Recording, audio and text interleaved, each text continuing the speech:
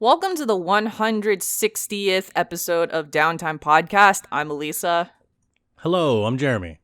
And I hope everyone is having a good day so far. As of this recording, it is Easter. So, Easter egg hunting and Animal Crossing or doing whatever rabbit bunny things you need. But aside from myself, I didn't really do much today, Jeremy. I just ate breakfast and I've been watching TV the whole day.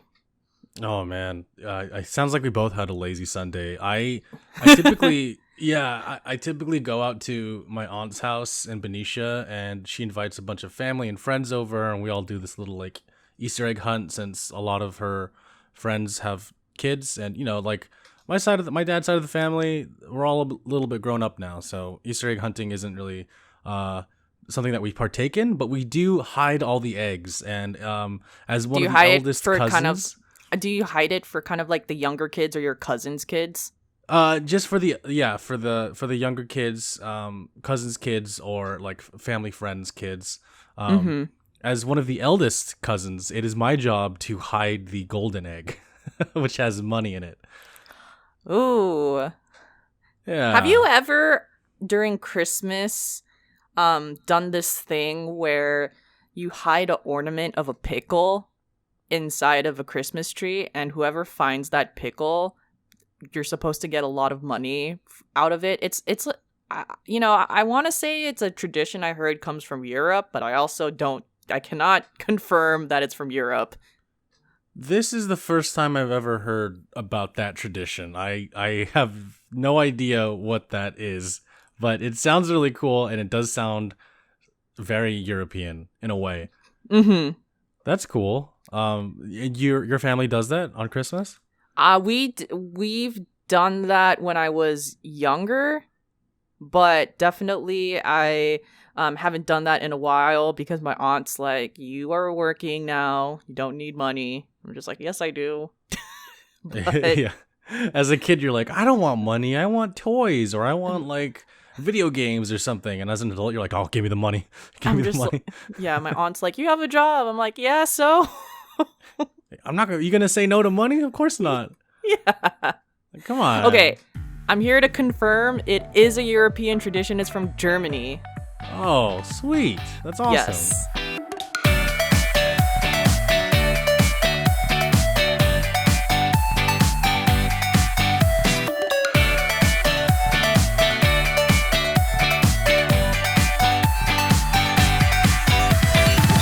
Today, I woke up. I kind of slept really late last night because yesterday I spent 8+ hours building a Murphy bed. Do you know what a Murphy bed is?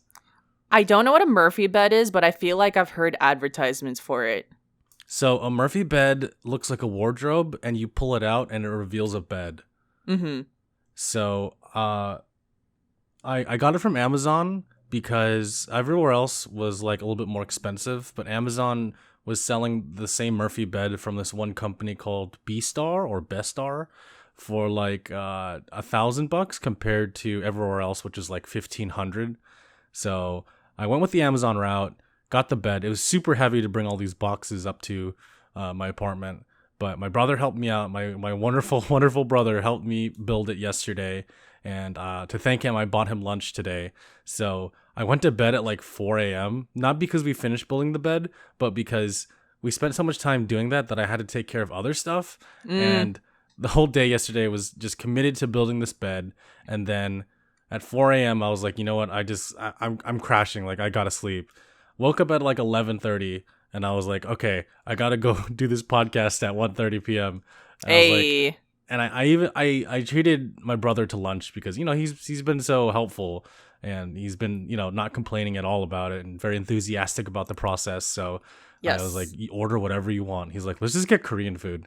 So we ate some Korean food today while watching some reruns of Rick and Morty because the new season's coming out on June 20th. Okay. So that's literally what I just finished doing, which was eating lunch, and now I'm here doing this podcast. I haven't eaten lunch yet, but I think it's going to be one of those days where I get boba and get popcorn chicken along with it. Oh, fuck yeah, that's so good. Which is always a great day, by the way, when that happens. Oh yeah, no, that's amazing. I haven't had that combination in like a year and a half. Like I swear. Oh man. So funny enough, that combination has grown exponentially since COVID because that's one of the cheapest things that I can get that I'm just like that gives me instant gratification. I mean, everything like that is like that's easy to make. Like fried food Yes. is so fast to come out of the fryer that it's such a convenience. It's so easy to order. Oh yeah. Like I would not be surprised if places that offered fried food or just easy to take out food just rose exponentially because of this pandemic. I know. So I'm very excited to make my Easter all about that. I'm gonna continue reconstructing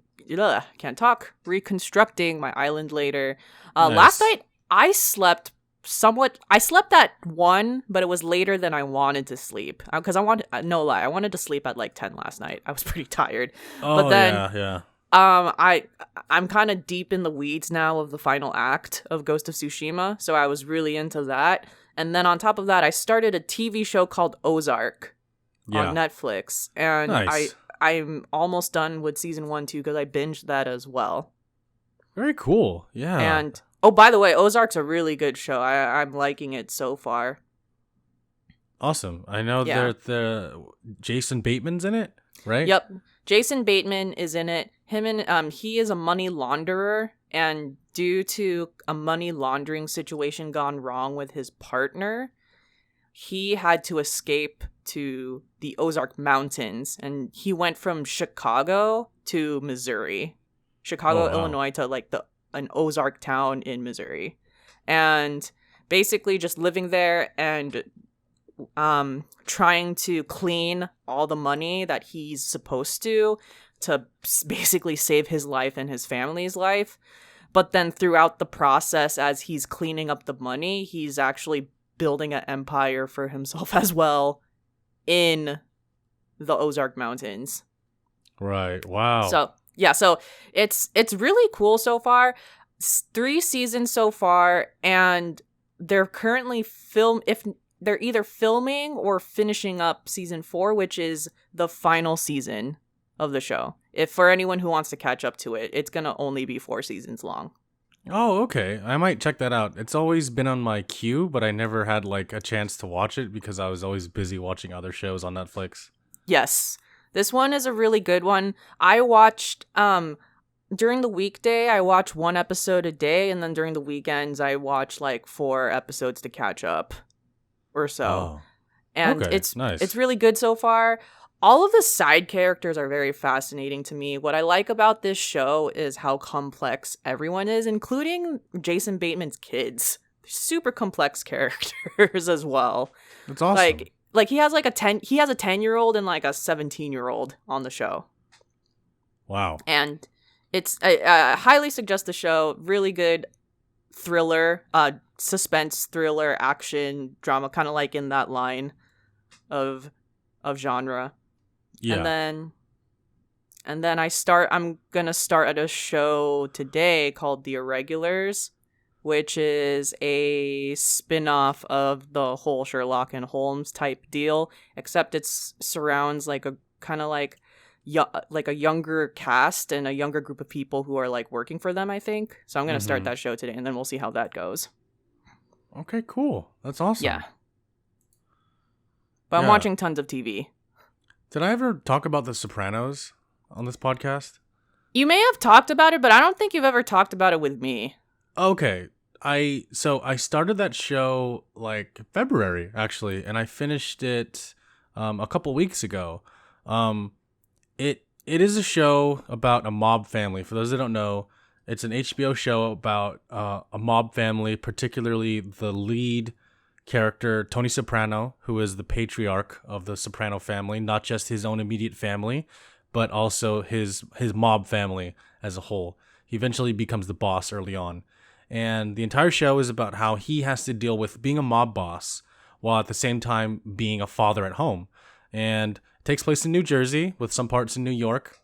A lot of characters are from the movie Goodfellas because the creator of The Sopranos, David Chase, he is a huge fan of Goodfellas, and I guess he wanted to recruit a lot of the same actors because they fit like that bill of being Italian American, and also Yes. having been in other mob related projects, I think that they kind of just fit the bill pretty well overall. Casting overall was fantastic. The show is really, really good, and it's still relevant to this day. There's a lot of issues that they talk about in the show that still are around today. Not to mention the mafia is still around today. Absolutely.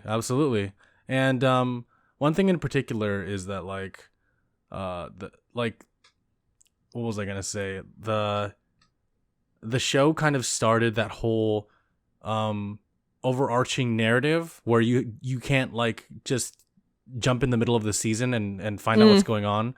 Like, this show kicked off that whole shoot a TV show like a movie aspect, where something like AMC's Breaking Bad, even Bryan Cranston had come out and said there wouldn't be Breaking Bad without The Sopranos, because The Sopranos was just that influential when it came to the TV spectrum, like that whole TV show production quality, because it really did change the way that TV was made, since The Sopranos came out in 1999 and it ended in 2007. So it had a really long run.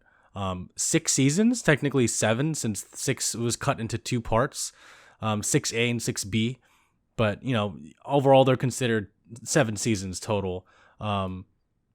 And it's good. Like, I don't want to go into too much detail, because I think everyone should watch it at some point, since it is like the genesis again of movie quality TV shows.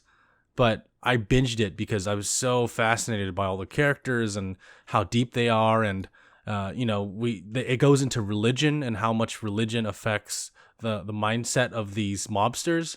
They talk about homosexuality, they talk about drugs.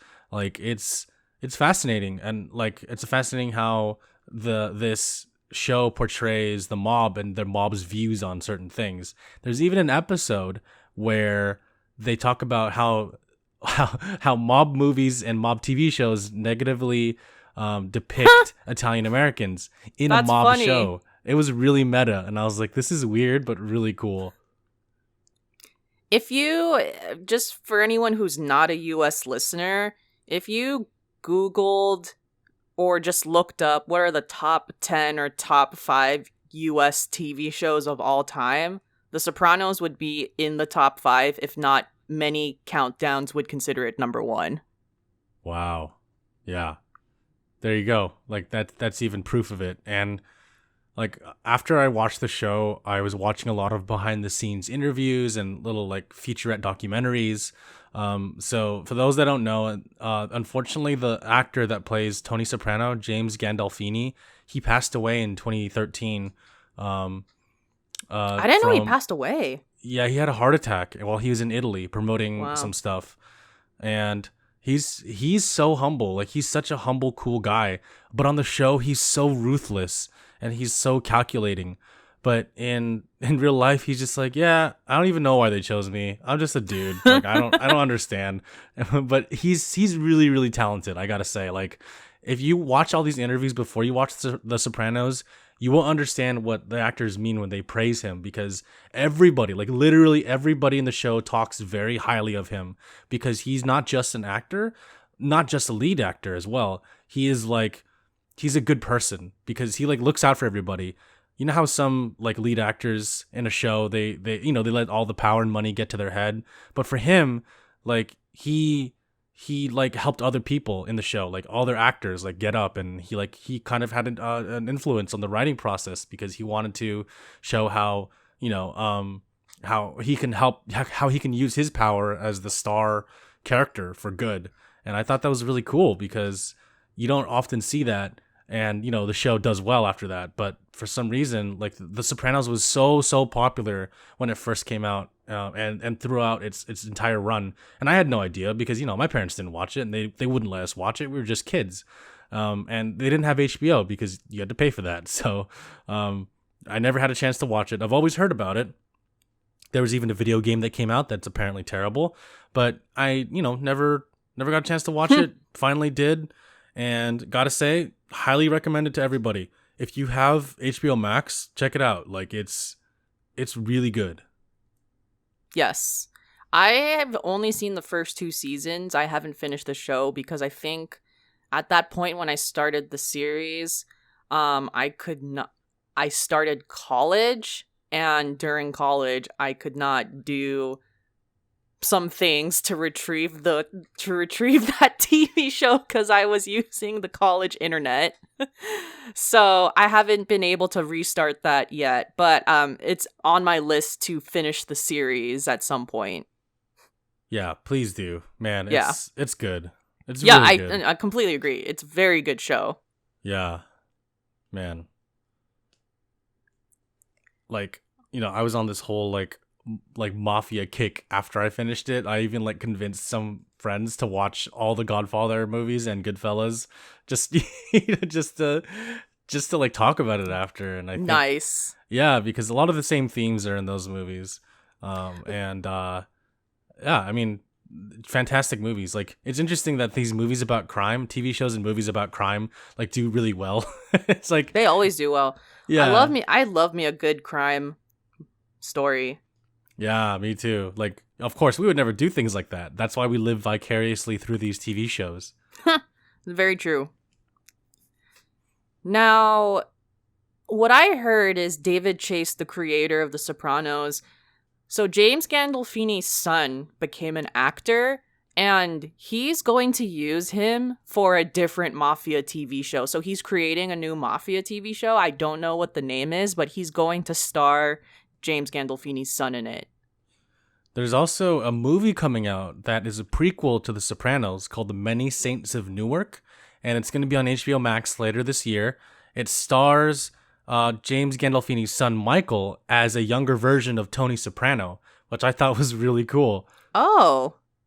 Yeah. It's also produced by really David interesting. Chase. Yeah. It's super interesting. And I wonder if we're talking about the same thing. Yeah, I haven't heard about the show that you're mentioning, but I do know that the movie is coming out later this year because there's like a small preview. I didn't know much detail about it except for just knowing that he's using his son. So maybe we are talking about the same thing.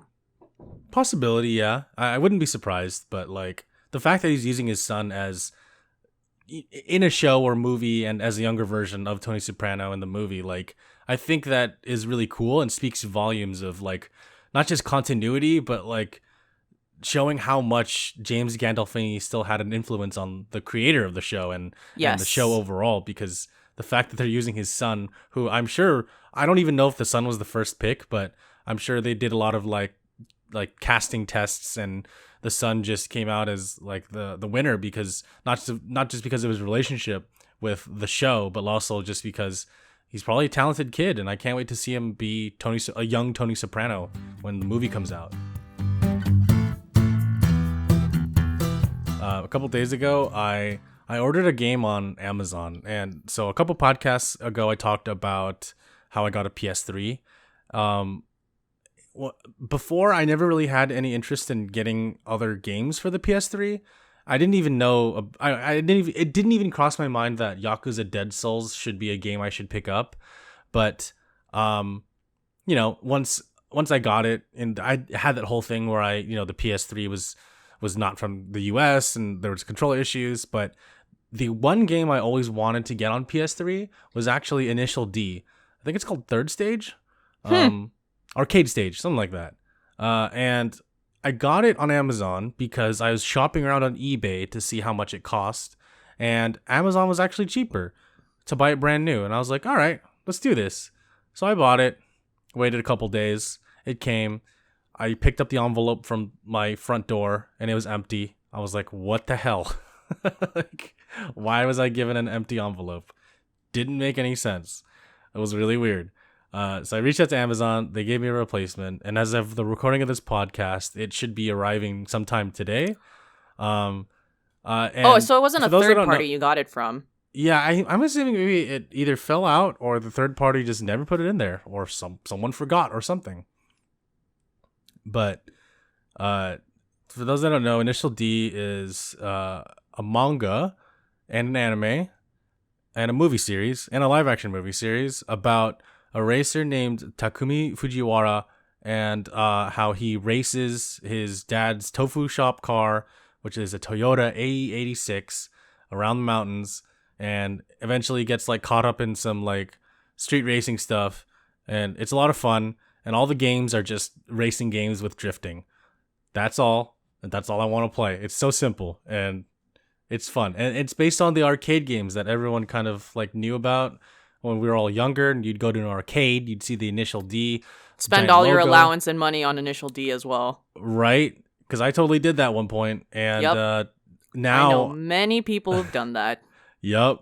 And, now I own the game and I don't have to spend my money anymore. I just spent $40 and now I can play it as much as I want. Yes. Which is great. Man. So that was an experience. Luckily, Amazon has a really good return/refund policy. So if you're ever trying to buy something from there, just reach out to Amazon and they'll definitely help you. I'm surprised. I'm surprised that it worked out. I would have assumed that if the envelope was empty, that the person ripped you off. Yeah, especially because that's such an obvious thing as well. But right? Maybe, although to give them the benefit of the doubt, if they really ripped you off, what they would do is they would put the game in, but the disc would not be Initial D. So maybe they actually did, or it did fall off during manufacturing. That's what I'm thinking too. I think it just in transit to me, it might have just like fell out somewhere, and I'm just like, okay, yes. They didn't seal the envelope properly or something because it was completely open, and I was like, what the heck? It's weird. But yeah, so damn. Okay, well, my arms are so sore right now because of yesterday. Like just 8 hours working on this bed. Oh, I sound so tired. I know that. I thought what you were going to say is, man, my arms are so tired because I was driving in Initial D, but I was like, wait, no, you didn't even get it yet. It's just because we were talking about it. I was like, wait, yeah, what? I know. Weird tangent. I'm thinking because like I was sitting up in my chair and I was trying to like push myself back up and I was like, oh man, my arms hurt so much. But it's like, I guess it's a good sore, in a way it was kind of a workout to be able to like stand and like drill things and build something. And it felt very productive to do that. Yes. It's like, building IKEA furniture for a day, it could be fun, could be rewarding. And at the end of it, you get something really cool you could look at. Yes. But speaking of like sore arms, COVID vaccines, they're going to be rolling out. We mentioned that in the last podcast, and Lisa and I are waiting to get ours still. If all works out, we will be vaccinated at least by June. Right. And Alyssa, you've been refreshing your page over and over again. All you got to do is refresh. I'm just refreshing until I get an appointment after April 15th. Yeah. I heard people are reacting more to the Moderna vaccine, so I kind of want the Pfizer one. I'm one of those people where I will take whatever vaccine I can get, but I definitely prefer the Pfizer one. Also, it's faster to get in terms of the turnaround between dose 1 and dose 2. Mm-hmm. It's quicker. It's a quicker time to just get your second shot, whereas with Moderna you gotta wait a little longer for it. Right. And the thing about the Johnson & Johnson one is that even though it's one shot, I heard that it's still not as effective as, say, Pfizer or Moderna. Yeah. We'll really know for sure down the line when a year's passed of everyone being vaccinated, but from what I heard is that Johnson & Johnson's efficacy, you may get COVID. It's just that COVID will be more like a cold or very mild. It's like you're not. It's like it's gonna prevent it. It'll prevent you from getting a super terrible type of COVID. You'll just get a COVID that's like a cold. Whereas Pfizer and Moderna it has a higher chance of you won't get COVID at all. Yeah, I would go for those. I'll be Yeah. honest. I'll be real. Like it sounds cool just getting one dose and just leaving and not having to go back for a second one. But there's always that. There's always that like what is it called? There's always that compromise that you have to settle for.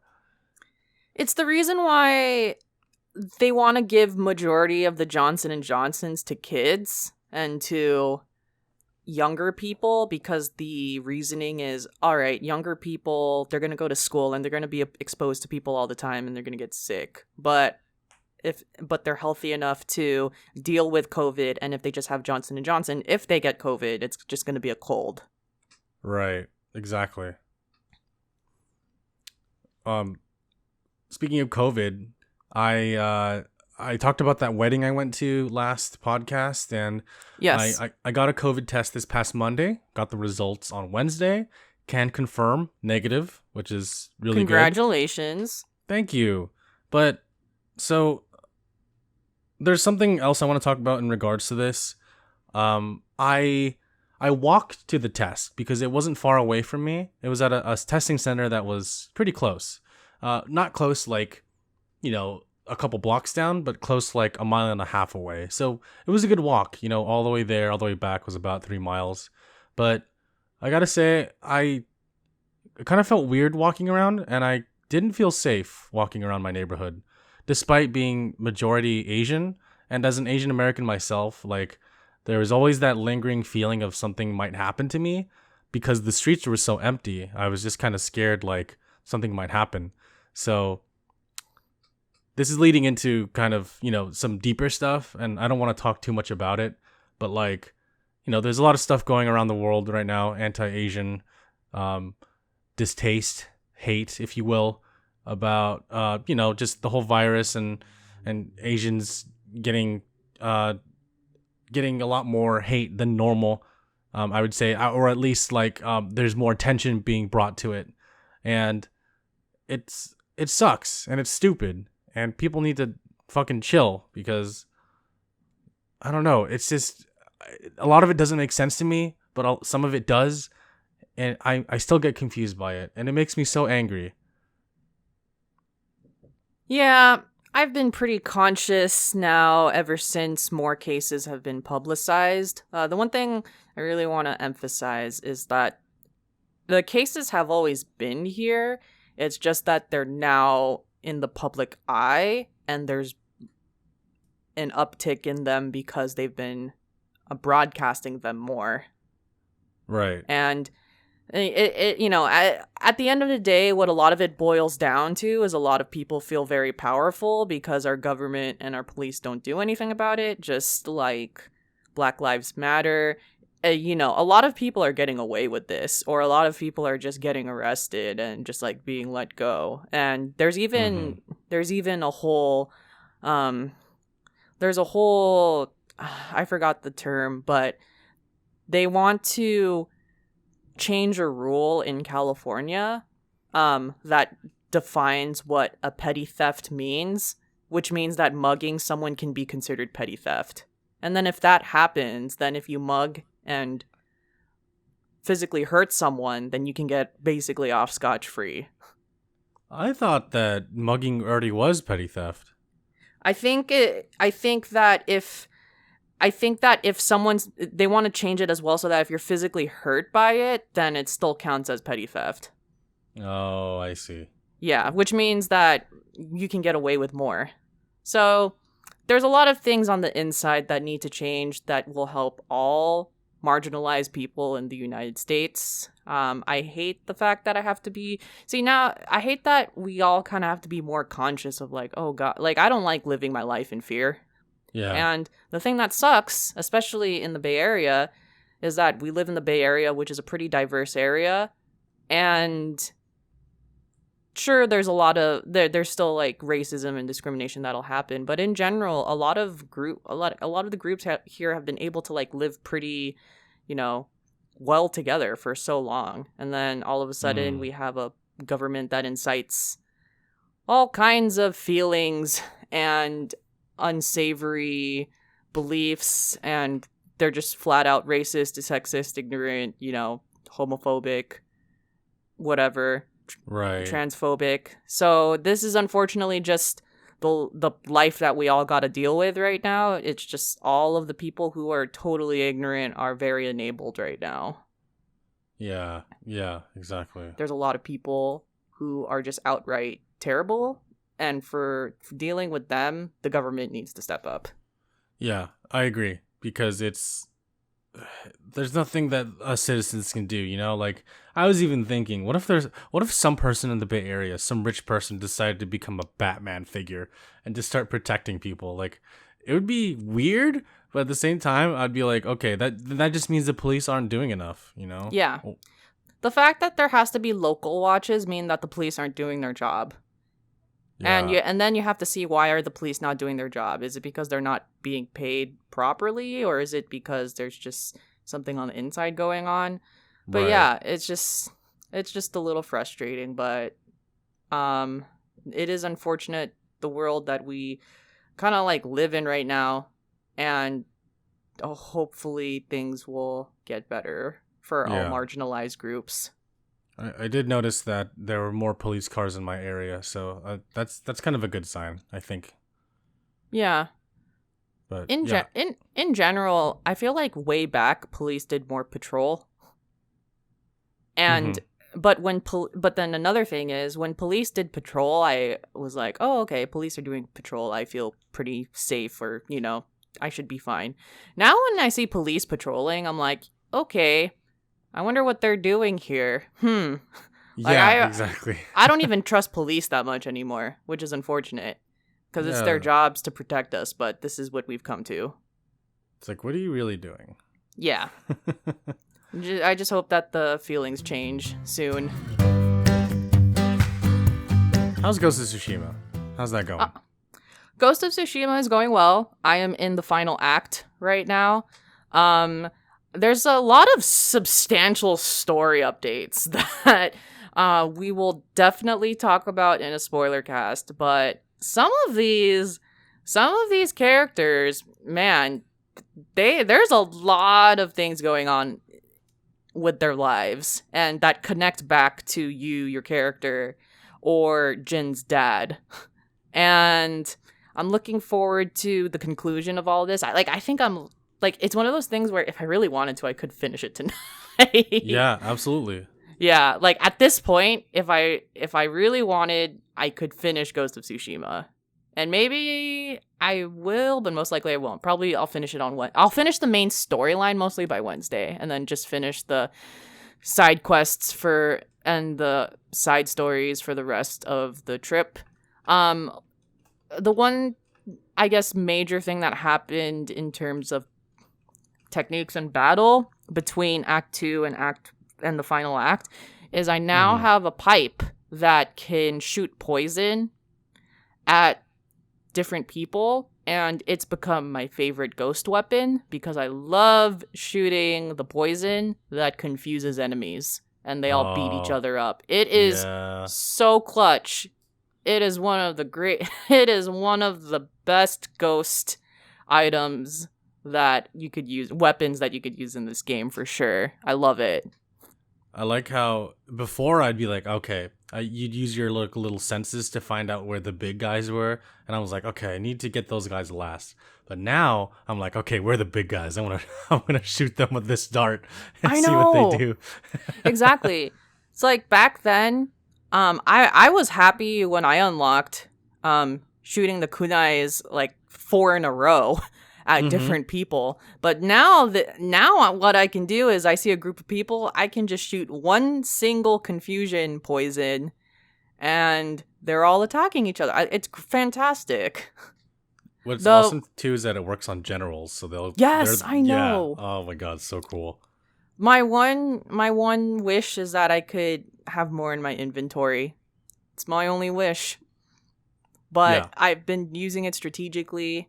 And I finished all of the musician missions, and I feel super accomplished doing that. And nice. I've upgraded my travel attire, so hopefully I can finally unlock some of these collectible trophies soon. I feel like for each category of trophy that is a collectible, I feel like I'm like 2 away at this point from reading the threshold that you have to get the trophy. And thank God you don't have to collect all of the artifacts to get that trophy. I'm so happy that this game was reasonable. I know, right? Like I kept saying that this game is so easy to platinum, and I'm so happy it is because it's such a good game. You know? I know. It's so fantastic. This is such a great game. I think I said this already. This game's way better than The Last of Us 2. Just saying. Yeah. So I'm very happy to complete this game this week. And I'm so glad I have a new TV to complete it. I was looking at your pictures on Instagram, and I was like, that TV looks fucking beautiful. Like, it looks so nice. Oh, yes. Yeah. Love my new TV. The color's great. Yeah. And I'm excited for you to finish the game, too, because then we can finally talk about it and talk about how much we love it and then spoil everything. Yay, I know. There's a lot, like I said, there is a lot of characters that we need to talk about, because damn, their stories got super spicy. Yes. I like how everybody has something going on, you know? Like, everyone's not one-sided. Everyone has, like, everyone's complicated. Let's put it that way. Yeah. The Yuriko storyline, her tale was complicated as fuck. Oh my god. When I'm playing this, I just felt so much sadness. I'm just like, damn. But like, not as much sadness as when you play The Last of Us Part 2. Oh, definitely not. That's like depressing sadness. This one is just like, I can sympathize with you, you know?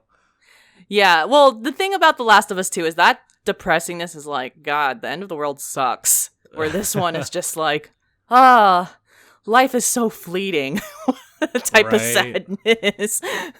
I think that's just the nature of the game, because Ghost of Tsushima also has a lot of positive vibes, and I mentioned this before, but you feel like you're accomplishing a lot. You're a hero. You're like saving things. You're saving Tsushima, you know, and you're fighting back, and it feels like you're fighting back because you see progress. So that's where I think this game this is what I think it does well. And I'll talk about this more on our spoiler cast, but like, yeah, I do think this is such a beautiful and fantastic game. Yeah, this is well worth the wait. Yeah, like, you could play it next year if you wanted to for the first time, anyone listening, and you will be so amazed. It doesn't matter like when you play the game, but once you play the game, you're going to be like, where has this been my whole life? Because it's so beautiful. Everything about it is amazing. You can play it 10 years from now. It'll probably still be fine. It'll hold up, like, for sure. This game will for sure hold up. Yeah. The other game that I'm playing today this week, was I started Persona 5 Strikers.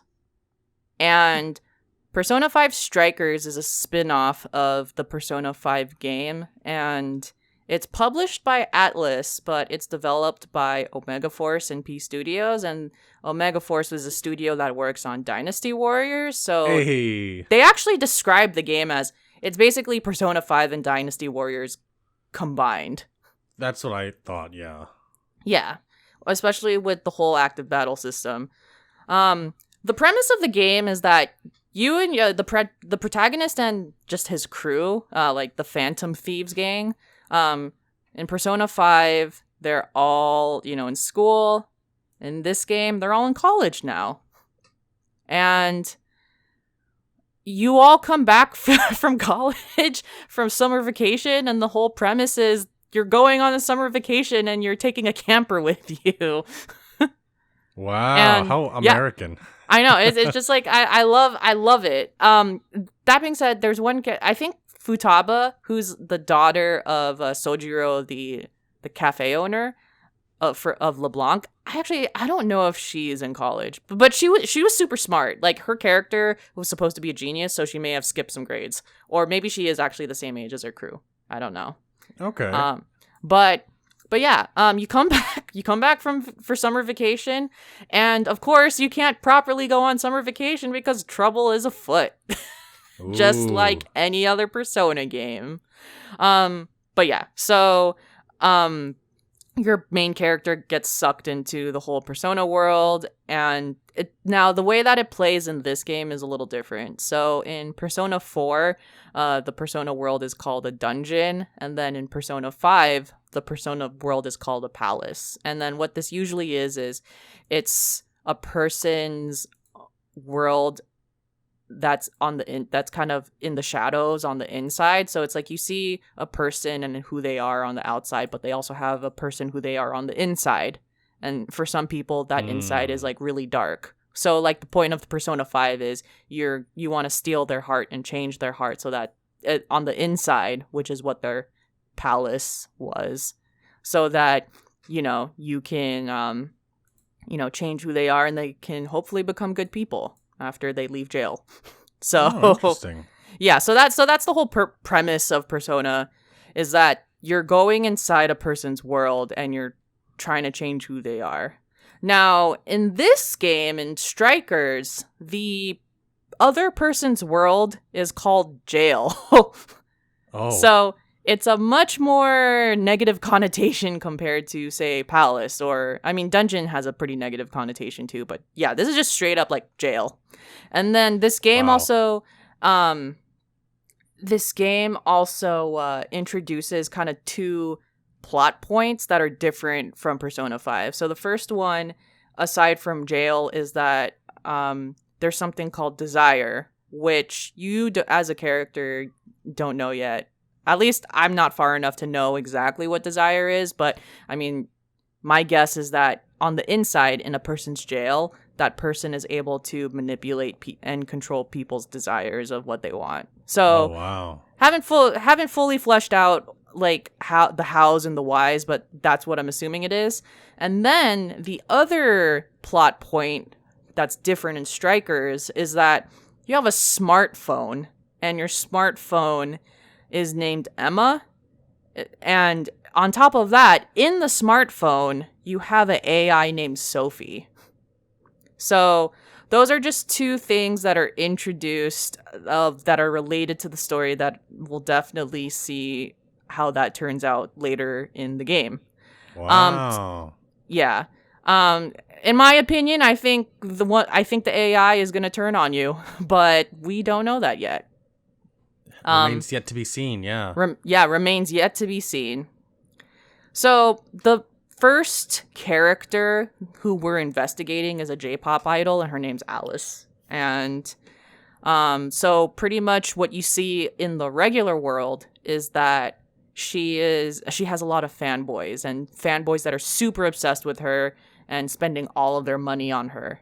Now, what happens is in her jail, you see a lot of the fanboys like inside of that jail, and which is what's gonna happen next. Like, is she affecting all of these people? We don't know yet. So that's a premise of what the first 8 hours of the game is. There's a lot of exposition. Yeah, there's a lot of exposition, like any other Persona game. Nothing new. But in terms of the active battle system, they implement a lot of Persona aspects into it. So they've integrated using a persona, switching between characters, shooting your gun, all these different things. But I'm not gonna lie, I've mostly been button mashing when I've been battling people, but you can just button mash with like square and triangle. And I haven't gotten the full grasp of really how to efficiently battle yet, because it's really intense. They throw 20 or 30 shadows at you at once, and you just have to battle, which I'm pretty sure is like a whole dynasty thing. But it's like it's a lot to grasp, and they introduce a lot of controls at once, which I feel like is easier to understand if, say, you were fighting like 4 or 5 enemies at a time. But in a lot of these cases, you're fighting straight up like plus 15 people or shadows. and enemies, and some of them even respawn in the battle. So it's a little difficult, so that's why I've been button mashing a lot, but I'm getting the hang of it ish. Hopefully I'll have a better grasp of using the persona soon. It's so fast paced. I need it to slow down by like a second. Yeah. The one huge thing about this game that I think is a positive is, and a part of it has to do with the fact that the game takes place during your summer vacation, so there's not as many calendar days, is that you and your gang, you can leave at any jail's checkpoint. So in the game, when you reach a checkpoint, that's when you leave. You can like go back to between like the regular and the persona world. But usually what happens is when you leave one or the other, and when you leave the persona world, like that ends it for the day. Because the point of persona is usually you have a set amount of days to defeat evil. So in like in like a regular Persona 5 game, it's like you have 19 days to defeat the enemy. And so if you leave the persona world, then it like goes to the next day and you lose a day. Whereas in this game, at a checkpoint, you can go in and out at the same day if you want. So in theory, you could like, I mean, it's just because I had like when I've saved it, I haven't even gone to the next day yet, but it like you can go in and out of the day. Or sorry, you can go in and out of the world on the same day. Oh, wow. Yeah, so I do like that aspect. I think it's taking way longer to get to checkpoints though. You know that feeling when you don't have an autosave game and you're just trying to, or you have an autosave game but it's like a little slow and you're just like, all right, I'm gonna play for an hour and then that's it. But then it just goes on and you can't even find the save point and you're just like, I got shit to do. Yeah. And you just have to like keep like resting your PlayStation and just whatever, just because you can't completely exit out yet. That's how I felt like trying to find the first checkpoint of this game. But I'm getting the hang of it. Let's see. I think that's all I have to say about Persona 5 for now. I think that the active battle system's pretty hard, or it's easy, but it's also hard if you're trying to really embrace all of the aspects of it. Right. That's how I feel about Hyrule Warriors Age of Calamity, which is also made by Omega Force. And by the way, I think Omega Force has been killing it. Like, I know people give them shit for like making Dynasty Warriors and it's basically the same game over and over again, which, you know, to a certain extent it is, but it also isn't. But with Hyrule Warriors Age of Calamity, I gotta say, it looks and feels, well, not feels technically, but like it looks and sounds just like Breath of the Wild. Like they use all the same assets, and it just feels like part of that Breath of the Wild universe. It's really cool. And yes. Yeah, I feel like they're killing it because they do such a good job of making the game of that franchise feel like it's part of it. Like with Persona 5 Strikers, I'm sure that they made it look and feel like Persona 5 or like at least part of the main series, right? Totally. When I play this game, I would have never suspected that it was made by a different developer until you look it up yourself. Exactly. That's how Age of Calamity feels too. It's like it looks like Nintendo made it, but then you look deeper, like actually this is just Dynasty Warriors. And on top of that, they have a combo system, much like I'm assuming Persona 5 does, Persona 5 Strikers does, where I just press like X and Y over and over again. But then there's certain button presses that you could do, like XXXY or XYXX or something, and then that'll make a better combo. Man, I don't remember that shit. I just press X and Y. I just want to beat up dudes and get on with the story, you know? Like, they definitely show the combos, but half the time I don't even know if I'm doing the combos because I'm just like, there's too many people. There's too many shadows. Yeah, exactly. There's just way need to kill too many them. things. Yeah, exactly. There's so much. It's like there's so many enemies on the screen. You're just like, I just need to get through this. Yes, exactly. Yeah, no, I feel you there. I want to play Persona 5, and then it sounds like Strikers is up my alley because I love the Dynasty Warriors games, especially Dynasty Warriors 4. So, Age of Calamity is also really, really dope, and I encourage you to play that once you finish Breath of the Wild, Elisa. For sure. And yeah, I'll check out Persona 5 Strikers. I'm waiting for the next sale so that, a Persona 5 goes on sale, and then I'll be like, all right, let's do this. Yes. Yeah, and on my end, that's all I'm playing. Yeah, sweet. Thank you. On my end, I got a few games I'm playing. The first one is Home Sweet Home Survive, which is made by a Thai developer called Yggdrasil Group. This came out on February 8th of this year, and it's basically, I hate to say it, but it's a DBD clone. There's one killer, 4 survivors. The only difference with this one is that the mechanics and objectives are a little bit different. So instead of generators, you have these rituals that you have to find items for and then pray to the rituals.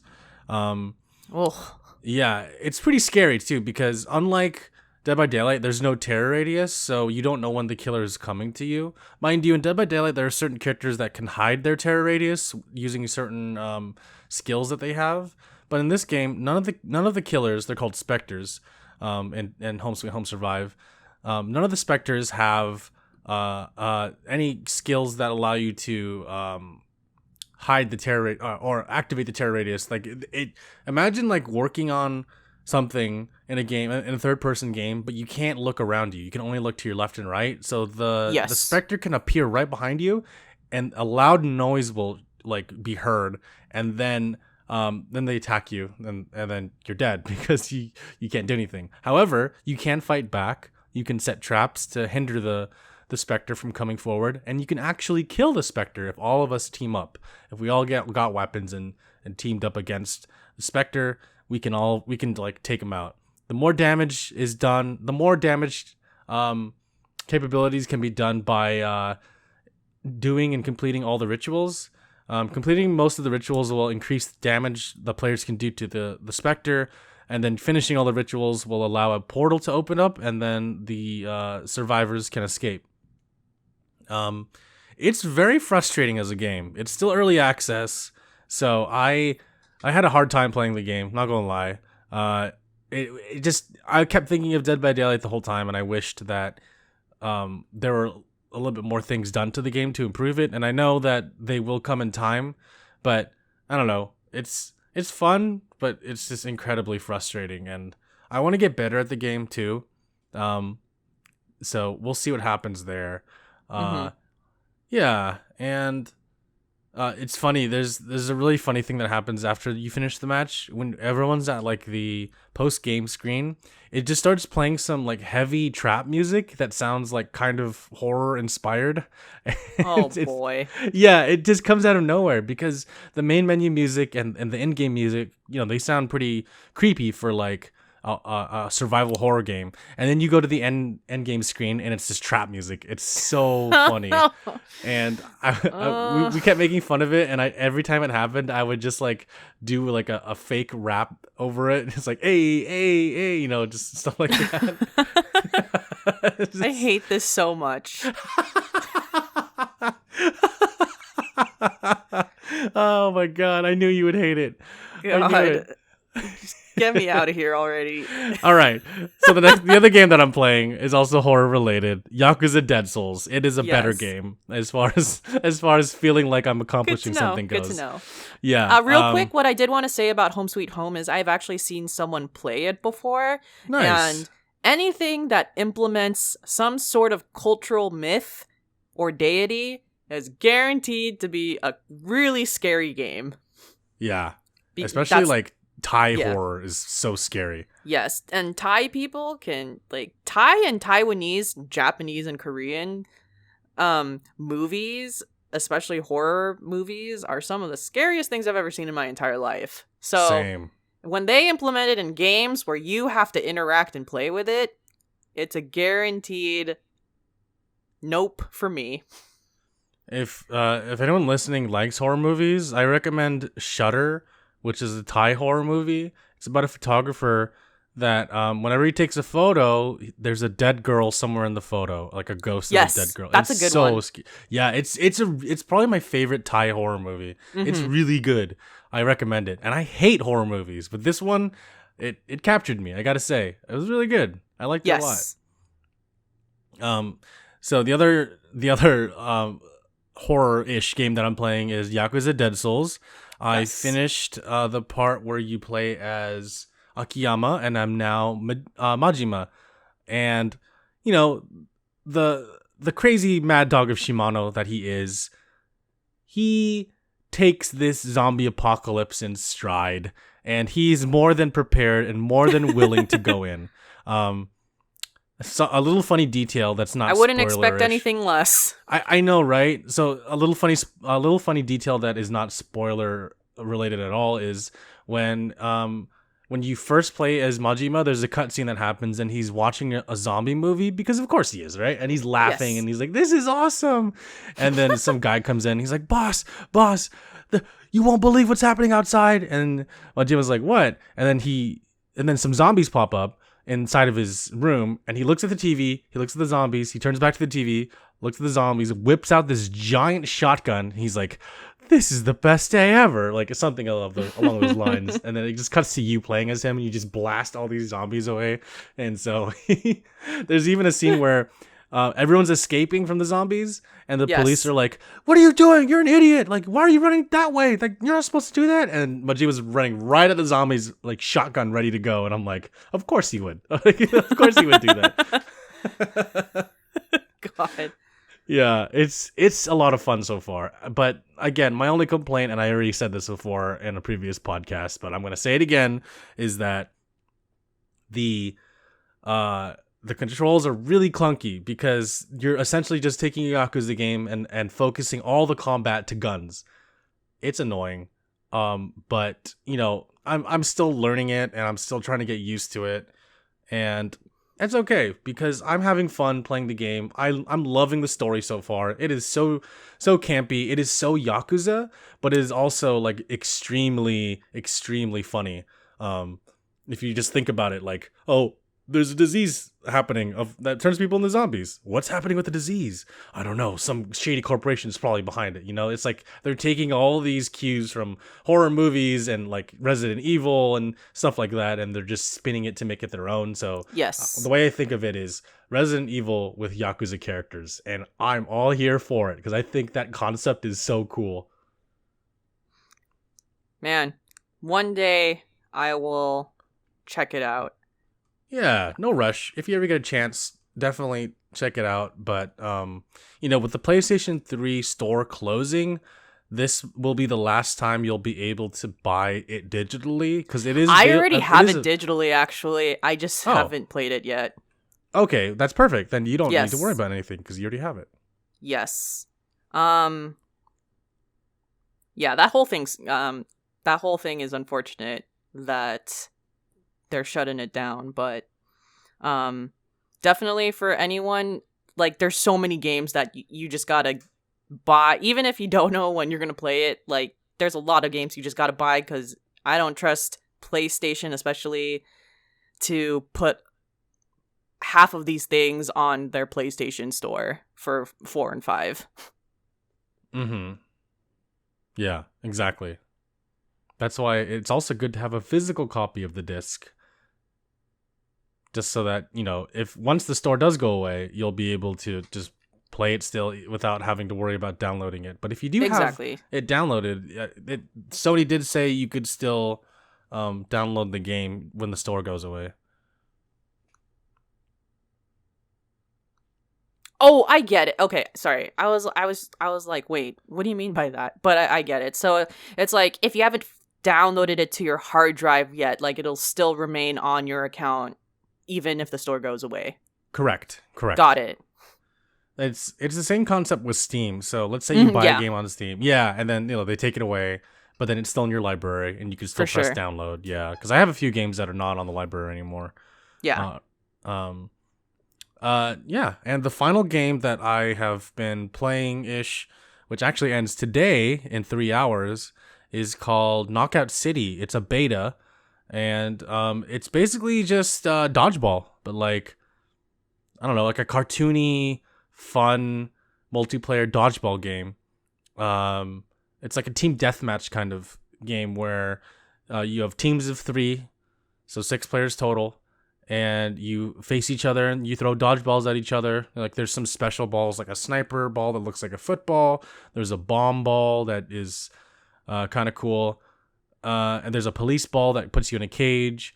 But my favorite ball is yourself, because you can turn into a ball, and then another player can take you and charge you up, and you turn into this huge like bomb, and you can like kill a lot of people at once, which is awesome. Oh, that's exciting. That actually sounds pretty cool for a multiplayer. Yeah, it's pretty neat. I gotta say, it's a lot of fun. The beta started at 6:00 a.m. on Friday Pacific time, and it's ending 6:00 p.m. today, Sunday, as of the recording of this podcast. So hopefully people started playing it. I'm liking it, but there are some people that have been playing this game since 6:00 a.m. on Friday. So I am trash compared. Like you could tell who they are because they have all the special emotes, they have the special costumes. And then, there's little old me with my stock outfit. And I'm like, yeah, I'm going to get wrecked. Nothing wrong with that. Nothing wrong with that. Exactly. I'm proud of that. But like, I don't know. It's just frustrating when you're playing against people like that because there's no ranking system. You can't tell who's good or not. And because this is just a beta, right? And they don't really care about that. But I don't know. Like, I'm having fun still playing the game because I'm still learning it. And yes. I might get it when it finally comes out because it looks like a lot of fun, and I think I can see myself continuing to play this game. Awesome. That actually sounds really fun, especially the aspect of dodgeball. It just sounds like a super fun summer game. When's it going to come out officially then? I'm assuming later this year, because the beta seems really polished. It seems maybe like it it's is a very summer close. game. Yeah, I wouldn't be surprised. Yeah. Maybe E3 they'll say something. We'll see. All right. So Netflix's The Witcher season 2 is wrapped, which is awesome. Looking forward to that. Did you watch the first season? I haven't seen the first season yet. I did, and I liked it a lot. Yeah, I eventually I will check it out. It's on my watch list. Yeah. I'm gonna play the game soon because I think I think that's going to be the next step, but it is a long game because there's a lot of stuff that you can do in it, and I don't know if I want to start it soon because it's going to take up a lot of my time, and I want to finish other games. I want to finish Yakuza Dead Souls. Oh, yeah. So I need to prioritize stuff. If you start The Witcher, that's like a 2-month commitment, maybe even a 3 or 4-month commitment. Yeah, I don't know if my mind is ready yet, I need to be in the right mindset to play it. Yeah. Because that's how I felt when I went into the Yakuza 0 journey. I was like, all right, I'm going to try this out. And that was like a 2 or 3 month journey because I did so much in that game. So, like, I don't know if I'm ready for the next long journey like that. I don't know. It's daunting, but I know I'm going to do it eventually, Yes. Oh my god, Jeremy. Yeah. Did I ever tell you, because you just mentioned Yakuza, did I tell you that I finished Yakuza 3? I feel like I never formally told you that I finished Yakuza 3 yet. Oh, this is my first time hearing it. Yes. Oh, wow. Congrats. That's awesome. I finished it a while ago. Oh, we can totally have an episode about it. Yeah. Honestly, Yakuza 3 is such a cute game. Like, it's so weird, but I think it's like the cutest one of all. The story that one story in the beginning was adorable, and I really like the characters in Yakuza 3 and the setting. I'm all about the tropical vibes. Oh my god, the Okinawa vibes. I really enjoyed it a lot. It was one of those things where it's one of the, in my opinion, it's one of the lighter Yakuza games, but I was here for it. It was so adorable. Yeah. Man, like, especially that small family in Okinawa, they're so legit. Okay, we're totally going to talk about it, but yes, I finished that game. Okay, yeah, we need to have a discussion on that for sure. Yes. And And I also want to mention that there was a rare Super Mario's cartridge that sold, Super Mario Bros. Cartridge for the NES that sold for $660,000, which is the highest price for any video game sold ever. Yep. The reasons why it sold very high were, one, it was still sealed in its original packaging, and two, it was graded by this company called Wata, which apparently they're similar to card rating companies where they rate games that are like either still sealed in the box or, you know, a loose cartridge or CD or something. And, you know, the higher the rating, obviously, the more expensive it'll be. And this game in particular got a 9.6 out of 10, with 10 being the highest. So, I mean, that's pretty high as far as video game ratings go. And the third thing is that it doesn't have the Nintendo... It doesn't have not Nintendo. It doesn't have a trademark symbol, like, you know, the TM logo. Mm-hmm. So it's part of a limited run that was extremely low print, which is why it sold for high. So those are the three reasons. And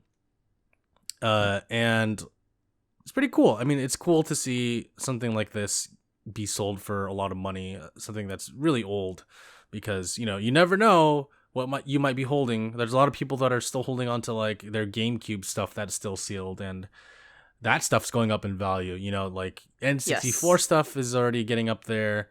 GameCube stuff is slowly going in that direction, and eventually Wii and Wii U stuff will become more expensive once, you know, maybe 20 or 30 more years hit. So yeah, it goes to show you that there's still people that want to pay a lot of money for these video games, and just having it as a collector's item is a big flex. I wonder, the person who ended up buying it, kind of like what their situation is in terms of, like, is this just going to be on display for them, or if down the line they're going to try to resell it once more. Or if they're actually going to open it up and play it.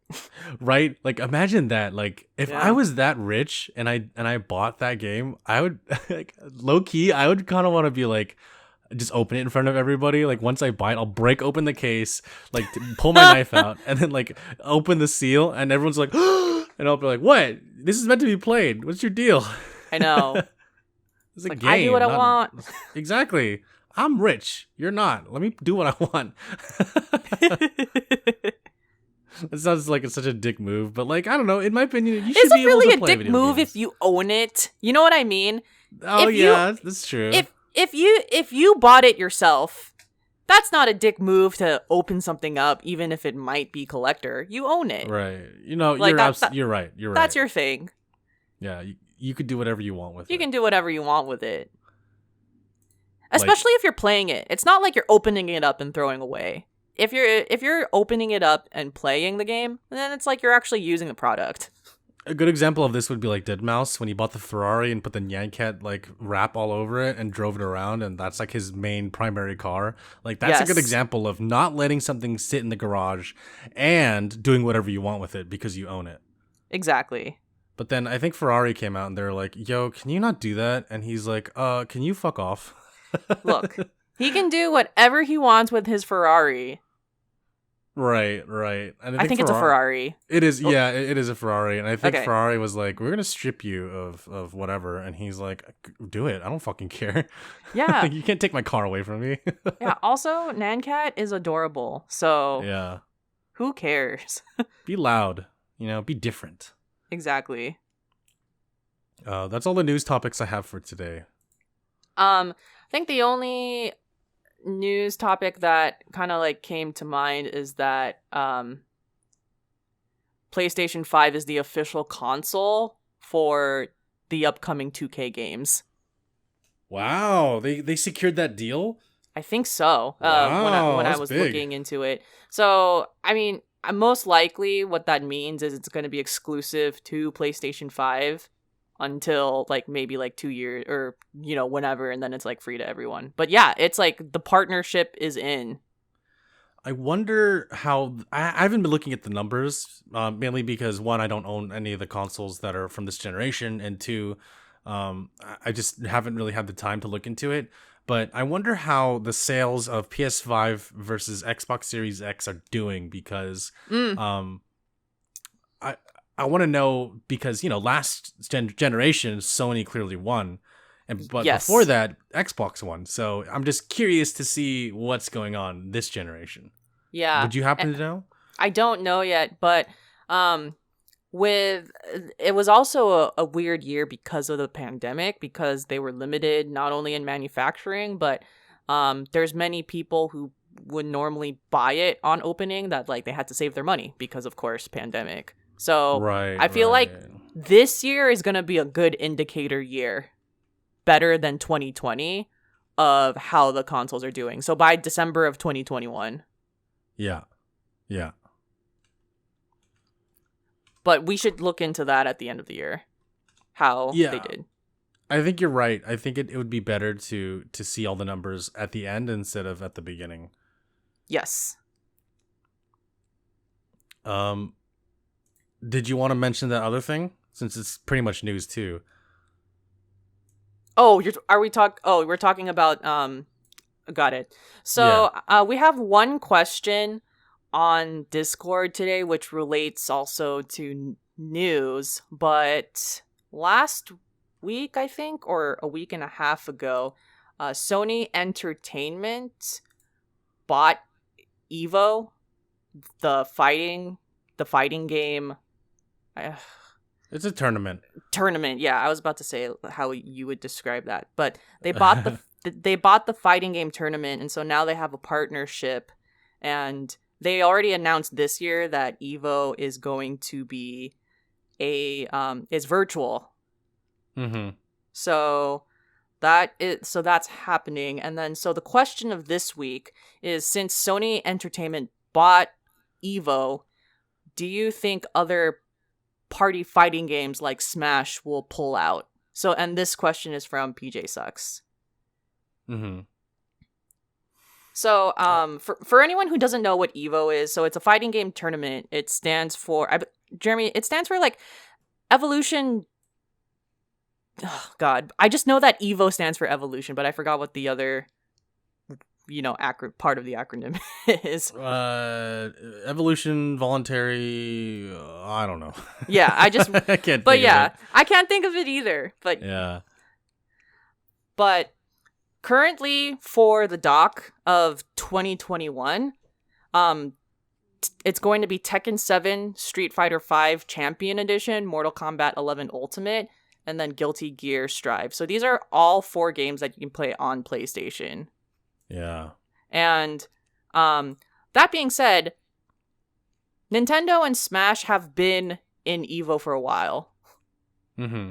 So, and there have been quite a few things where Nintendo and Sony have worked out deals with each other, and it would be weird but not surprising if Sony was suddenly super stingy about Nintendo being in their tournament. But, not Nintendo. Sony can be like that sometimes. But that being said, what I think is, it wouldn't necessarily be like Sony suddenly decides that Nintendo can't be in Evo anymore. I feel like at this point, Nintendo can kind of make its own fighting tournament with their games. Or not necessarily like a huge tournament, but I feel like they could make an event specifically about Smash, and the world would not end for both sides. That's the thing, though. Yeah, that's the thing, though. Like, you think that they would capitalize on that, but they don't care. They don't care about Smash. They don't care about tournaments anymore. Like, they used to have small ones, but that's the whole thing that people are clamoring about, too, is like, we want to play Smash. We want to have a tournament to Smash. And the only time Nintendo ever recognized that was in Evo, when they finally allowed Smash Melee to be there. And then, the whole thing happened last year with all the Smash players coming out as like whatever. And, Nintendo pulled out of everything. And it's just like, shit. What the heck?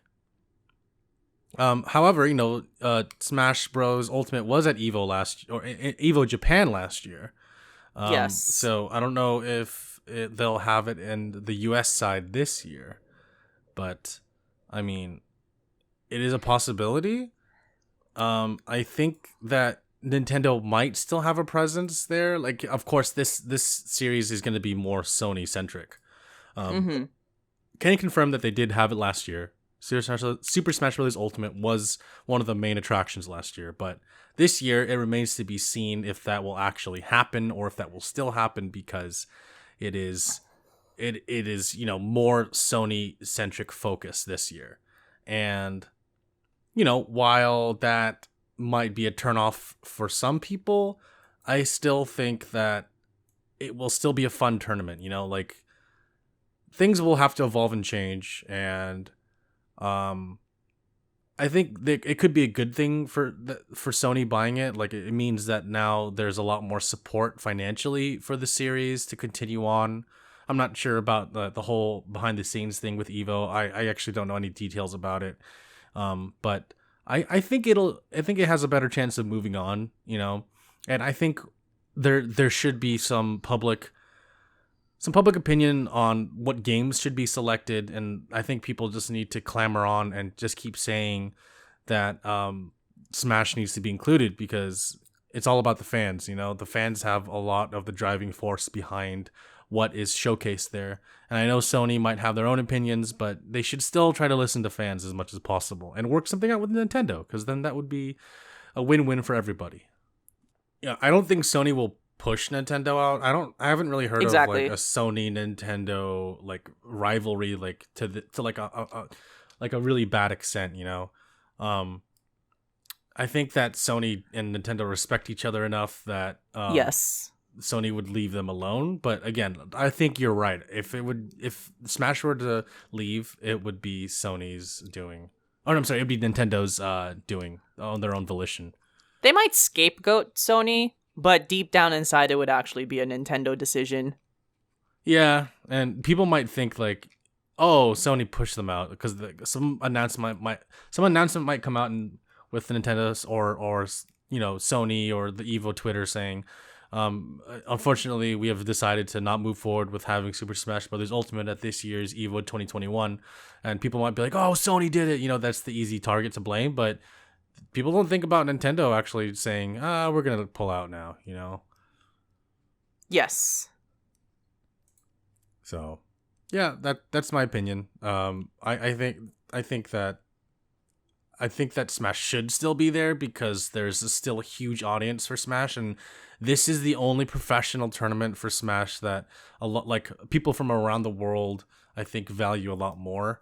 I mean, I'm sure there's a lot of other tournaments of Smash that I'm not aware about, but because I don't know those tournaments and I only know about Evo, that says a lot for like the average gamer, Mm-hmm. Okay, I just Googled something real quick. So Nintendo responded to Sony Entertainment buying Evo, and what they said was, we will continue to assess Evo and other opportunities as we plan for future online and offline Super Smash Bros. Tournament activity. Okay. That's cool. Yes. There's one final thing if you wanted to mention it, Alyssa, before we do the housekeeping stuff. Oh God. What am I missing here? Didn't you want to mention about like April 18th through May? Is that something you want to talk about? Oh yeah. My gosh. Okay. Yes, I will mention it. I didn't realize you were referring to that. I was actually referring it to earlier because I thought you were going to talk about it, but then you mentioned the question and I was like, that works actually. That is news. But this is also news. This is also important news. This is news. I am not going to be formally on the podcast between April 18th until the end of May. So I'm going to be gone for 6 weeks, and it's going to be work related why I'm going to be out. So like the next couple weeks, we're still going to be on the podcast, and we'll be shooting some spoiler casts to pad some things out. But especially in May, I'm not going to be on the podcast again. And then hopefully I'll be back sometime in mid-June in case, because just to buffer if anything gets extended. But yeah, I'm going to be out for a while April 18th to hopefully just May 31st because of work. And Jeremy will be holding the fort. Yeah, I got some guests in mind that I can think of. Maybe my brother, maybe Jairus again, maybe DJB. Maybe you guys will see what's up, This is probably not the appropriate podcast to talk about it, so I will ask you about it later. But sure, if Jairus is listening, I hope that you're doing well because I haven't talked to you in a while. Oh, so... I talked to him recently. Oh shoot! Once I he's hope you're doing well. I'll tell you what happened with him after we stop recording on this podcast. Okay, for sure. Yeah. I'll update you real quick. Okay. Because Jairus is awesome. So. Yeah, exactly. Yeah, he's awesome. He's great. He's great to work with, and he's a cool guy. I'm glad you think so because he's really fun. Yes. So Alyssa said all that, but in reality though, there's a lot of beef between us, and we really hate each other. So just always. I'm kidding, guys. Come on, I'm kidding. A lot of beef, especially ribeye. So much beef. Yeah. Oh man, broccoli beef. Let's go. No, but yeah, no. That's real. Alyssa will be out for a little bit, and I'll be the entertainer for the time being. So yes, it's exciting. I'm excited for Alyssa, what she's going to be doing for work, and hopefully in a year's time she'll be able to disclose what she was doing. But probably in 2 years, but yeah, we'll see what happens. Okay. Hey, that's a clue, guys. I don't know. Maybe it's a hint. So, yeah. Yeah. So that's awesome. That's awesome, Alyssa. Excited for you. Honestly, for anyone who listens to the podcast, if I'm not on the podcast, it's just because I'm busy with work. You heard it here first, all right? Yeah. There is no beef. There's no beef. No broccoli beef. The only beef we have is filet mignon. So exactly. There's no beef between us. She's just busy. And I'm pretty sure you guys have seen updates from me on the Discord saying, hey, guys, no podcast this week because of this reason, or if I failed to communicate that, I'm sorry. But it's just because our schedules are getting busier, and it's weird because they've gotten busier as we went into this pandemic, which I think is ridiculous. Yeah, but how did that happen? At the same time, yeah, I know, right? It's also a good thing to be busy, right? Yeah. I will say this: like we started this podcast based on our desire to talk about video games, our desire to talk about Yakuza 0, but also because we were just both frustrated with our jobs, and that kind of fueled our passion for this podcast. And not to say that the passion has died out, because it certainly hasn't, but because we don't work together anymore. Yes, we don't have the same job anymore, so we don't have the same schedule anymore. Exactly. So it's a lot tougher, but we're still doing it. This is 160. Like, we're still doing these episodes, and it's a lot of fun still. And this is a time for us to catch up with each other, because we're still friends, so we still talk, obviously, but this is like the best time for us to talk about what we're doing. Yes, exactly. Also, once again, I just have to reiterate this because there's like an influx of just like new fans on YouTube, as well as just people who listen through podcast platforms, and I just want to say welcome to listening to Downtime Podcast, and I hope you're having a good time. Yeah, welcome everybody. Welcome. Yeah. By the way, Alyssa, I talk very highly of you on my Twitch stream, and I always redirect people. Oh my god, I gotta listen to a Twitch stream one day. No, you don't have to. You don't have, it's not that good. Oh my god, it's not that good. But shout out to Chariot Goblin, who's been there like almost every stream since I started playing Yakuza Dead Souls. Thanks for hanging out, man. And he can also prove that like I've been shouting you out like every single podcast, every single stream, just being like, yo, Liz, check out Alyssa. We talk about like a lot of stuff like video games, movies, TV shows, and anytime I'm playing like Star Wars Battlefront, I always mention how you talked about how you worked on it, and I redirect people to episode 155 because that's where you talked about working on it. So I remember to do that. Oh my gosh. Well, thank you, Jeremy. Of course. Yeah, the Twitch stream is a big plug for me to talk about the podcast. that's nice, all it is. And I hope you're having a good time too. Yeah, I am. It's a lot of fun, and I can't wait to keep playing Yakuza Dead Souls on stream. But anyways, very nice. If you guys would like to send us a comment or question, go to www.downtime.live, click on the contact form, fill out the form. It'll send an email directly to our account where we can talk about your question or comment on the podcast. If you want to send us an email the old-fashioned way, go to contact@downtime.live. Again, that's contact@downtime.live to send us a comment or question that way. You can leave a comment or question wherever this podcast is hosted that allows comments. So YouTube, Podbean, and leave us a comment or question there. We'll read it on the podcast. You can also leave us a review on Apple Podcasts, and we will read that one on the podcast. We're now on Spotify and Google Podcasts, which is pretty big, I gotta say, because those are Spotify, and of course, is the most widely used music platform, and also at this point podcasting platform. So please check us out there. If you want to join our Discord, you can go to wherever this podcast is hosted that allows links to be clickable. It'll always be in the description of the podcast, as well as our Twitter, which is Downtime.Live. That's @Downtime.Live on Twitter. A lot of updates about what's going to happen next with like upcoming episodes or like different guests. You can always find that information on our Discord server.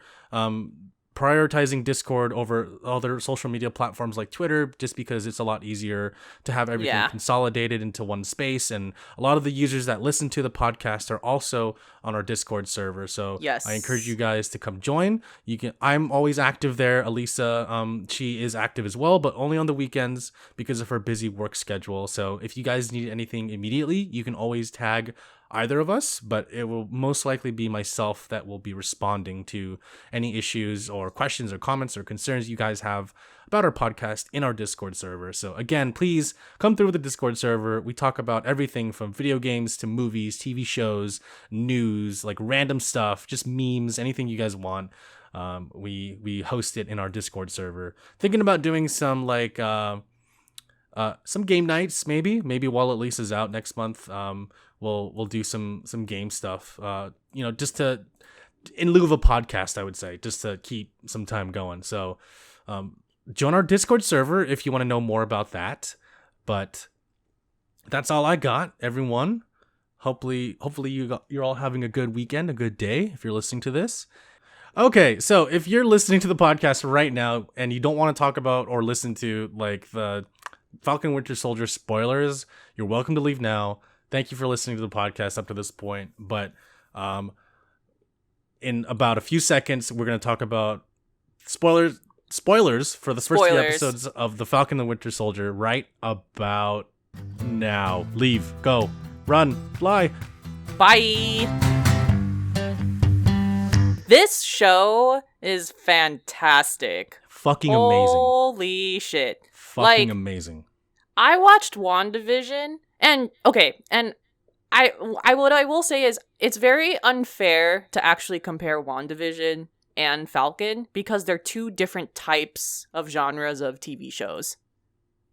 Completely. One of them is a sitcom, like a sitcom action drama, and then this one is just kind of like purely like drama action. So wow, yeah.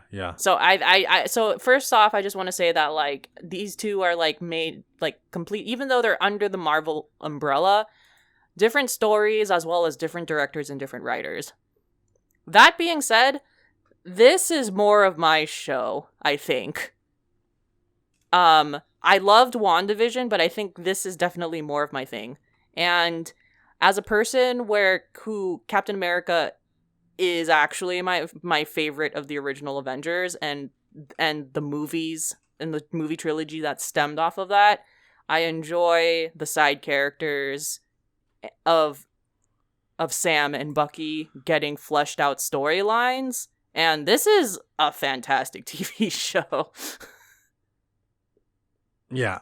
I love it. Like, it's great. I cannot stop like talking about how fantastic the show's themes are and how much they pertain to everything that's going on, because oh my god, the last episode where Bucky and Sam got stopped on the street by the police officers, that was too real.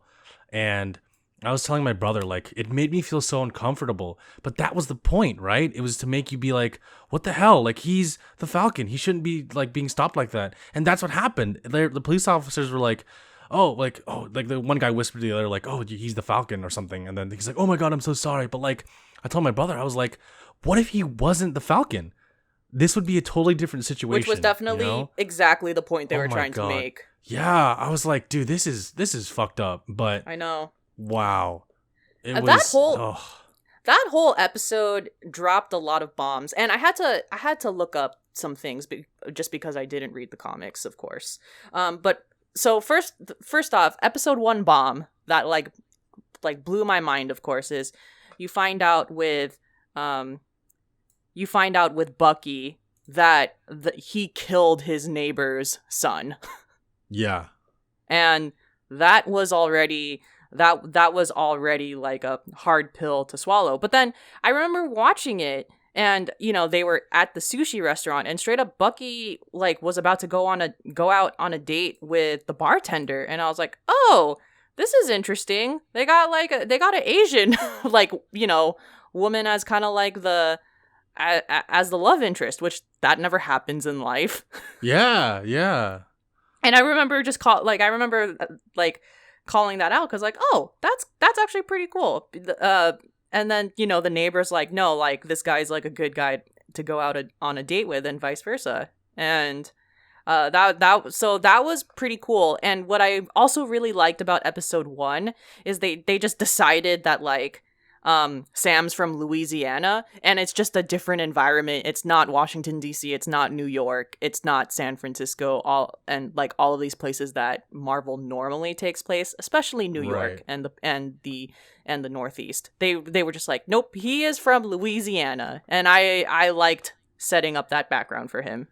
Which is awesome because Anthony Mackie, the actor that plays Sam, is from Louisiana, so he just went home to shoot. I didn't know he was actually from Louisiana. Yeah. I was like, dude, that's awesome. That is so cool. That's pretty cool. I didn't know that. Yeah, check out his episode of Hot Ones where he talks to Sean Evans, and he talks about Louisiana, and they ask all these questions about it. And he talks about the food, and he talks about growing up there a little bit. So I thought that was really funny how like they made his character from Louisiana, and he actually is from Louisiana, the actor himself. And I was like, you're just going home to do a shoot. Like that's awesome. Okay, I will definitely check it out. And also, I love Hot Ones. So. Oh yeah, me too. One of the best YouTube shows of all time. Yes, it is. It really is. Yeah. So episode 2, the whole thing with okay. Let's start from episode 1. We could go like quickly through each episode, right? Okay, like, for sure. Yeah. Okay, those were all of my quick thoughts about episode 1. What are yours? Oh, okay. Yeah, I thought it was really good because it sets up the premise where, Sam doesn't want to take up the mantle, even though it was literally handed to him. He just feels like he's not good enough because he cannot live up to Cap's legacy, and people expect a lot from the new quote unquote Captain America. So I don't know. I thought it was really cool to humanize Sam because we never got to see a lot of Sam or Bucky in that regard, as more than just the wings / the arm of their characters, because we only know them by their relationships to the main characters. Not trying to downplay Sam or Bucky's involvement in the movies, but like they're just supporting actors, But now they're the main stars, and that's awesome because we get to see them all fleshed out. I mean, the same thing can be said about WandaVision, where Wanda and Vision were more supporting characters, if anything, and that show definitely fleshed out who they are as characters.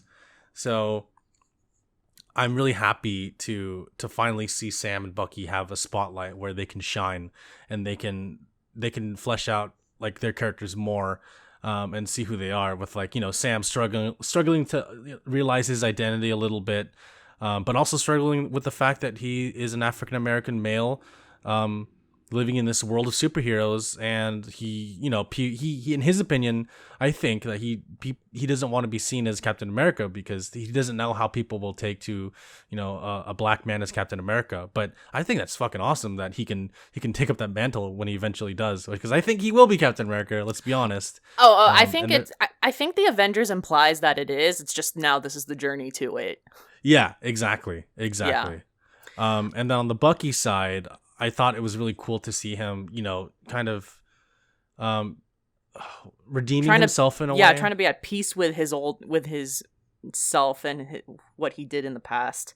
Right, and it hit home even more so when he apparently killed that kid. Yep, you find out that the kid is his neighbor's kid who he's been friends with this whole time.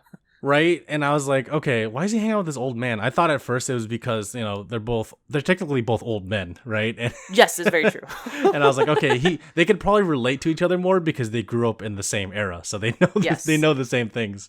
And there's a lot of references throughout the show of Bucky, still having that 40s mentality, and enjoying things from that era. But going back to your point about the kind of quote unquote love interest, I like that she was Asian and that she wasn't your stereotypical Hollywood Asian female, Yes. She wasn't submissive. She was very funny and outgoing and talkative. And I thought that was really cool. And I wanted to see more of her. I'm like, where'd you go? I feel like cool character. I feel like we're going to see more because we have to also see more of, I think the guy's name's Nakajima, the neighbor. So something like that. I feel like we're gonna see more because they have to revisit that plot at some point. I know that we're now in Zemo, but a lot. Can't believe there's only 6 episodes. Sorry. Anyway. Oh man, I know. I'm so disappointed. How are they gonna wrap this up? But we're halfway through. Yeah, we're halfway through. I feel like it's almost over. What the fuck? Come on. It is almost over. It really is almost over. So it's so sad. I wanted to keep going because it's such a good show. Yeah. Oh boy. Anyways, but what I love, one thing I want to mention about Sam being African American and becoming Captain America is I love the nuance of it that Sam decides, you know what? No, I'm not I'm not ready for this, which, he wasn't ready for it at that time, and it's totally valid. Especially when Rhodes is just come on, this is you, and he's like, no, I just I don't feel it yet, which he didn't, and it's fine.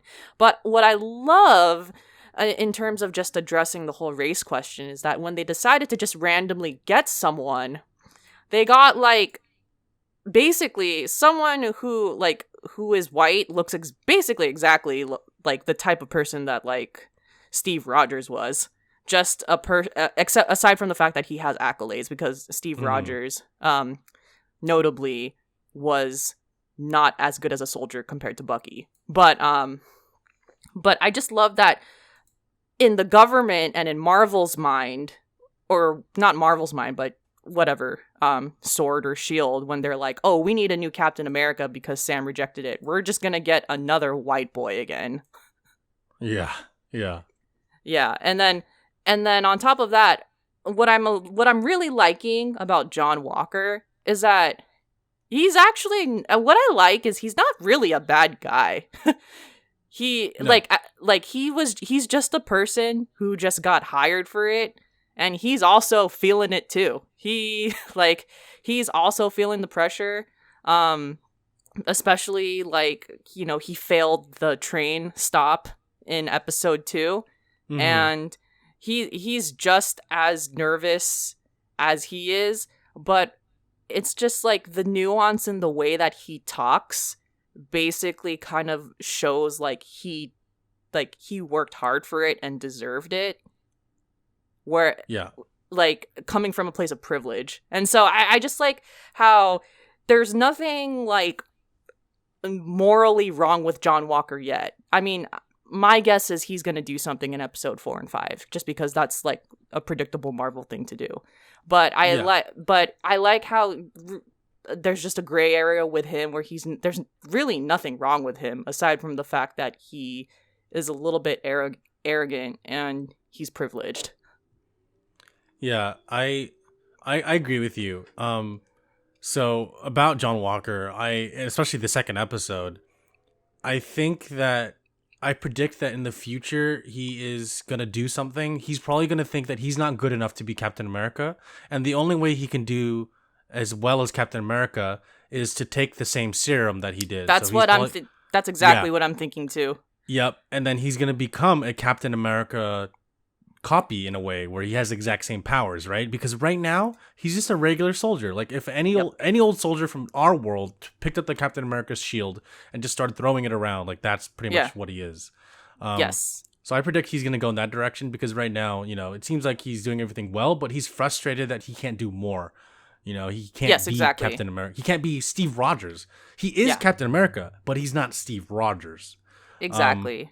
The other thing too about John Walker is that if you remember the first Captain America movie, when I can't remember his name, but the scientist that helps Steve become a super soldier, like with the serum and all, that scientist said that like, he's not looking for a good soldier to be Captain America. He's looking for a good man, and I think that's where John Walker is gonna fail because John Walker is the perfect soldier, right? Like they talked about how he's amazing. Like he's all these awards and he's so skilled, and it showed him like throwing the shield perfectly. He's a perfect soldier. He's a good soldier, but I don't think he's a good man. And I think it'll show in the few episodes where, going back to my prediction, he's gonna take the serum, and he'll do it because he wants to be a good soldier, not a good man. Mm-hmm. I agree that we're gonna definitely see all of that coming through. Yes. Yeah. It's going to be interesting, to say the least. Now, what I'm hoping doesn't happen, because I think the whole premise of the show is the experimentation of the serum. I would love for Sam to not take the serum. Oh, no, I don't want him to either. I really hope I hope he doesn't, because I hope that he decides he wants to be Captain America, and but it's from his heart that he wants to be Captain America, which drives him to be successful, but doesn't necessarily need the serum to do it. I think we just need at least one person that doesn't take it. So yeah, I don't want Sam to take it because I think Sam is a good man. I don't think Sam's gonna be the perfect soldier. He's just going to be a good man because Steve wasn't the perfect soldier either. Steve failed a few times. Even in Avengers Infinity War, he failed. He really failed, and that doesn't make him the perfect soldier, which is fine because he still was a good man after the fact, where he helped the whole world rebuild. So, yeah, it just goes to show that I think Sam is worthy to take the mantle of Captain America. Yes. And one lighthearted note I want to mention is in episode 2 when they're in the truck together, and Hoskins is like, "I'm Battlestar," and Bucky's like, "Stop the car!" he just can't deal with that. the name, it was so funny. I was laughing so hard. So good. There's some really funny moments in this show. Yeah. It just, the timing's right on it. Yeah, exactly. Like the whole conversation with the big three, and then they talk about Gandalf, and it's because, Bucky's old. I know. That was hilarious. Oh, and then what I really liked was, especially just introducing kind of a lot of these plot points in history, is that they're talking about the old guy, Isaiah, who was Bucky's friend back in World War II, and he was, was he one of the first people experimented on, or he is the first person experimented on? I didn't exactly catch which one. I don't know myself, and I think that if I looked more into it, and I guess comic fans would know better, but I do know that there's a lot of characters in that show that could be Captain America. Yes. So like Isaiah, for example, Bucky, Sam, John Walker, obviously, and Morgenthau. She's also supposed to be Captain America in the comics. Isaiah's son Elijah is also Captain America in the comics. And there's one other person, Sharon Carter, is also Captain America in the comics. So there's all these characters that are supposed to be Captain America, but I think eventually it'll definitely fall to Sam, and I think that it's a necessary direction. But going back to your question, I'm not sure if he was the first, but I do know that it did imply that he was one of the first. So I assume, yes, you're right. I love that they introduced that and just kind of this idea that just this idea that, you know, Captain America, as is known to people throughout the world, is just this male white guy. But one of the first people to have the powers was a black guy. And just kind of like adding more fuel to the fire of just like taking from history, like the Tuskegee experiments and things like that, where you know, people who were black were experimented on like before they were given to white people, but also just this idea that like this guy could have been the very first Captain America way back, and he was that powerful to do so. And maybe Sam is the person who can pick up the mantle next. Like, it just, there's a lot of like symbolism that goes in all kinds of directions with this show that I really appreciate. This is a deep show. It is. It really is. And it's only 6 episodes. What the heck? It needs to be longer. It's a crime that it's not longer. At least 8. I think 8. Man, I can't believe it. But that being said, it's fantastic so far. Oh, I love it. I mean, I really liked WandaVision, but like this show, it touches on so many different things. Yes. You know? And WandaVision really is it's just a different genre of show too. On top of that, the basis of WandaVision is to give background to Wanda. Whereas this show, so it's like that show was more giving background to a character. This show is giving background to a character, but also setting them up for the future of, I guess, like setting them up for the future of like the universe. Right. Exactly. That being said, WandaVision does set up Scarlet Witch for the future, but I mean, she's in a fucking cabin right now, so I don't know what she's up to. So we'll see. She's supposed to be in Doctor Strange in the Multiverse of Madness, so some shit's gonna go down. Exactly. Oh, and then Zemo, we all know that Zemo's gonna betray them in the end, but I do think it's interesting that like he's actually been somewhat helpful at the beginning. Yeah, and I like Daniel Bruhl as an actor. I think he's really cool, and he was extremely enthusiastic to come back and play Zemo, which I thought was awesome and hilarious, because he's just like, yo, I want to be part of this Marvel world again. It's like, I know, hell yeah, dude, come through. And he's a pretty cool character, I gotta say, but I do have the lingering feeling that he's gonna turn. Oh, he's totally gonna turn. They should expect it, by the way. Come on, y'all are superheroes. You know how this works. Yeah, he's a villain. Like he's a villain. He's gonna betray you. Yeah, some shit's gonna happen. He's gonna either take the serum for himself, or he's gonna turn on everybody, or something. It's gonna happen. Exactly.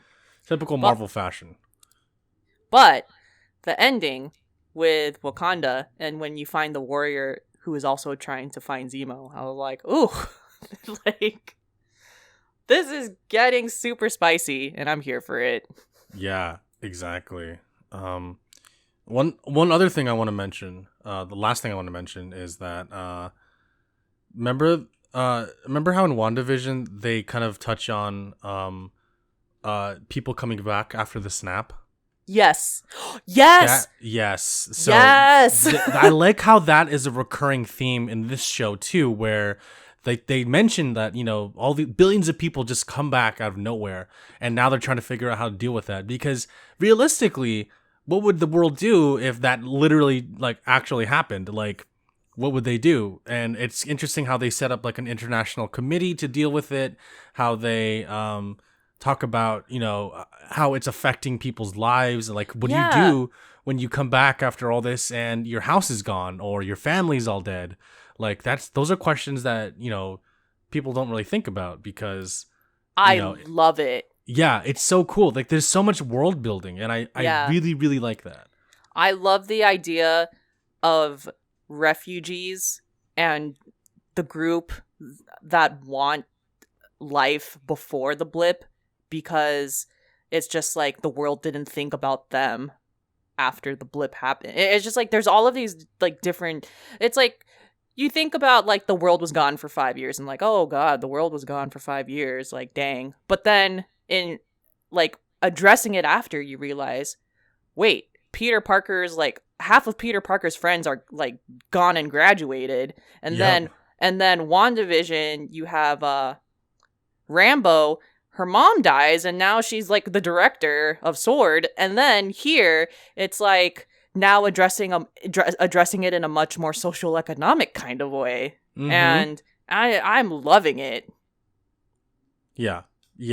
They're 3 different like ways of looking at it, you know, comedic, exactly, you know, personal, and then now economic, which is really, really cool. Yes, love it. Totally agree. Yeah. But yeah, so we'll see what happens in the next 3 episodes. Hopefully some big shit, because these episodes are like an hour long, which is pretty cool, but okay, it's not enough. I don't think it's enough. First of all, they are not an hour long. They are 50 minutes plus 10 minutes of credits. You're right. I keep forgetting about that. I'm like, oh shit, credits. Right. I remember the first episode of WandaVision I ever saw. I was like, okay, so, you know, 45-minute show, whatever. Turns out it's like 35 minutes plus 10 minutes credits. I'm like, oh, this is shorter than I was expecting. And then you realize, wait, all of the credits are long for these TV shows. Yep. So we have less time, Jeremy. I know, and it frustrates me. There's even less time.